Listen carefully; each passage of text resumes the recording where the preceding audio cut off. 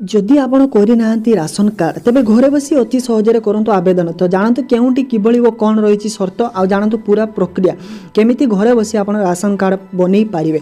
तो वीडियो को लाइक करिया चैनल को सब्सक्राइब करिया बिल्कुल भूलिबेनी। आपण पई एमिति इन्फॉर्मेशन वीडियो डेली ए चैनल रे आसीबो। जून पहिला रो देशव्यापी लागू होबाकू जाउची one nation one ration card. खाद्य सुरक्षा आईन अनुसार मिलुथिबा राशन सामग्री पाया पई एणिकी आ भौगोलिक अवस्थिति बाधक साजिबो नाही।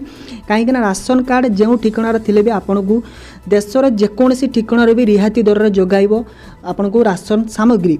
एने केंद्र मंत्री रामविलास पासवान घोषणा करथिबा बेले आत्मनिर्भर भारत अभियान में 20 लाख कोटी टंका पैकेज घोषणा अवसर में अर्थमंत्री Nirmala Sitharaman one nation one card को गुरुत्व देइतिले।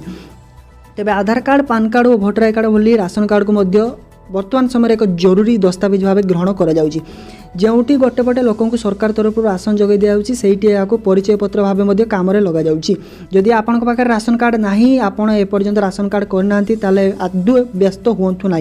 कारण एबे कौनसी भी व्यक्ति निज घरे बसी ऑनलाइन ले आवेदन करी बनाई परिवे राशन कार्ड।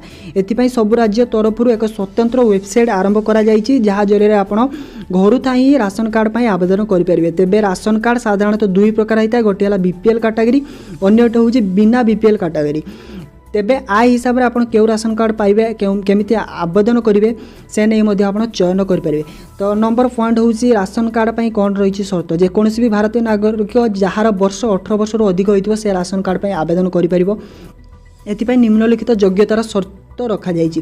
राशन कार्ड बनैबा हेले उक्त व्यक्ति विशेष जड़े भारतीय नागरिक होइतिबो, संपृक्त व्यक्ति निकट में अन्य कौन राज्यर राशन कार्ड नथिबो, जहाँ ना राशन कार्ड तैयारी होछि तांकर बयस 18 वर्ष अधिक होइतिबो।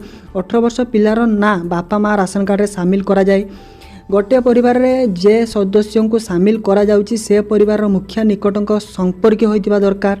परिवार कौन सदस्यों को भी पूर्वर कौन राशन कार्ड नथिबा दरकार।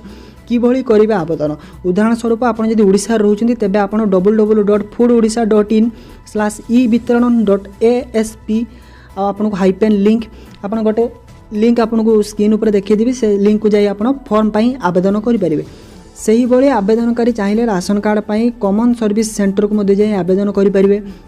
राशन कार्ड बनवाई आईडी प्रूफ भाव आपको आधार कार्ड भोटर आई कार्ड और पासपोर्ट दे पारे। जदि आपन पाखे कौन कार्ड ना तेज सरकार द्वारा जारी होता कौन भी परिचय पत्र आईडी कार्ड हेल्थ कार्ड कि ड्राइविंग लाइसेंस दे पारे। आपन को राशन कार्ड आवेदन करने सहित 5 ରୁ 45 टका फीस देवाई पड़ो। एप्लिकेशन सबमिट होगापर या फिल्ड वेरिफिकेशन पठाଯିव। ऑफिशियल फॉर्म में भरी सूचना को जांच करा तेबे जांच प्रक्रिया सठिक होता आपको 30 दिन भीतर राशन कार्ड जारी हो। तो आपड़ जब चाहती कंप्लीट ट्यूटोरियल देखापी वीडियो लिंक मुझे डिस्क्रिप्शन में देदेवी से पूरा फुल कंप्लीट ट्यूटोरियल बनाई केमी आप ऑनलाइन राशन कार्ड बन पारे।